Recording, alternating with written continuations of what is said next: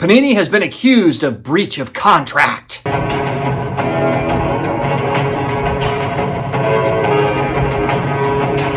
And so we were all wondering on what grounds could the NFLPA cancel this relationship with Panini. Now we have the answers. But before we get started, make sure to hit that subscribe button down below. Connect with me on IG at SportsCardDad. If you're looking for daily sports card collectible style content, friends, you have come to the right place.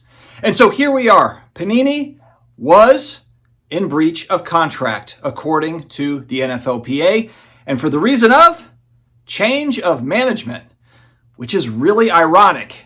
Why is it ironic? Because there's a whole separate lawsuit that Panini has filed against Fanatics that they've lost these employees. And it was seven high-ranking executives, as well as 30-plus employees in total that ended up moving over to Fanatics. So there's a bunch of different competing things here. So Panini is basically saying this is Fanatics' fault that these employees left. But then Fanatics also filed, if I remember correctly, that the president or the CEO of Panini was attempting to come over to Fanatics. So there's a bunch of competing information. I noticed, though, the NFLPA a little bit tight-lipped about exactly what was what. They're like, look, this is the deal. I think more information is going to come out, but they're probably waiting for a court setting, if necessary, to release it. They're not going to release it out into the public. They didn't really feel the need to at this point.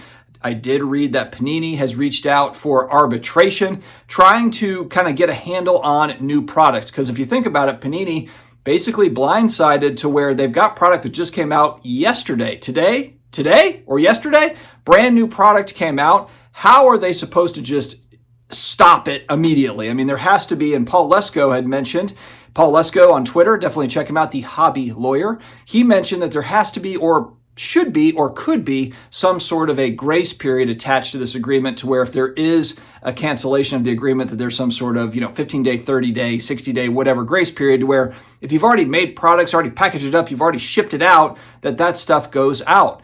And for collectors / speculators / investors, everybody wants to know, hey, are we going to see Prism? Are we going to see National Treasures? Are we going to see Flawless?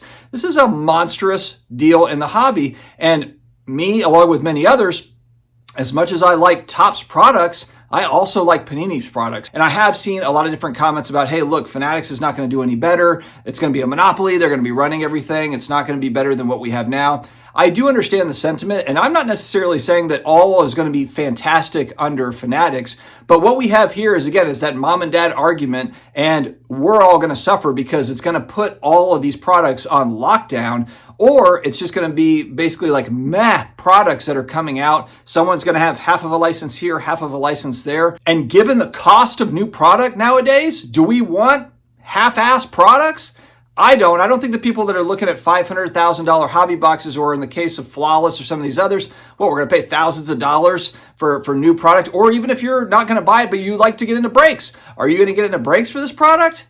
I don't know. I mean, it just seems like it's a big time problem for the hobby if they can't get some sort of agreement, something figured out in fairly short order, but it kind of gives a feel like it's going to be a long drawn out battle. We haven't really seen a lot from Panini backing down. Haven't really seen anything from them, at least publicly, that shows that they are backing down from this. It looks like they are ready to fight, unless it's just kind of a front to get back to the negotiation table to then negotiate a sale, which I know a lot of people are like, hey, look, I don't want them to sell to Fanatics. I want them to fight Fanatics. I get all that. I mean, I'm not saying there's a right or wrong or any of it. I think the big thing is, for the average person, they don't care who the company is behind the product. They like the product that's out there, whether that be Topps Chrome or whether that be Panini Prism.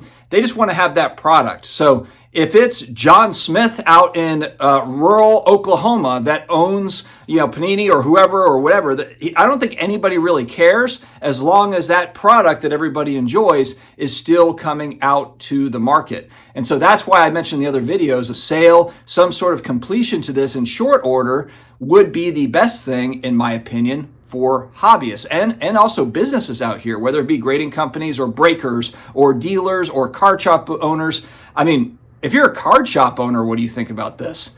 It sounds like an absolute disaster if you're a card shop owner. What about allocations and who's got the license and blah, blah, blah. There's all these different things that are at play. And you as a card shop owner or you as a breaker, can you survive for a year, 18 months, 2 years while everyone's trying to sort all the stuff out? I mean, there's just a lot of questions. And anytime you have kind of the question marks, if it goes on too long, then, you know, it's going to make things tough. Now, I don't know. I guess we'll just have to see how it plays out. But like I said, I hope they come back to the negotiation table and try to sort it out. But that was very interesting how essentially the contract was voided based on a change of management, change of ownership. And that management went to Fanatics.